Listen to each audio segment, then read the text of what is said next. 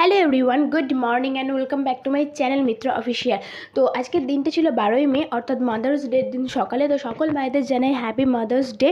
তো আমি সকাল সকাল উঠে পড়েছি আর এখানে কাগজ নিয়ে বসেও পড়েছি। কী জন্য না, একটা গিফট বানাবো যেটা আমি আমার মাকে গিফট করব। তো ভেবেছিলাম কোনো কিছু কিনে নিয়ে দিয়ে দেবো, তারপরে হঠাৎই মনে হলো না, কিছু একটা বানিয়ে দেওয়াটাই সবথেকে বেস্ট হবে। তো আমি এখানে একটা ফটো ফ্রেমই বানাচ্ছিলাম, যেখানে ডেটও দেওয়া থাকবে। তো তোমরা দেখতেই পাচ্ছ পুরোটা বানাচ্ছে। তো এখানে আমার অলমোস্ট কমপ্লিট, শুধু ফটোটা বার করলেই হয়ে যাবে, সেই জন্য আমি রেডি হয়ে গেছি এখন। তো চলো বেরোনো যাক।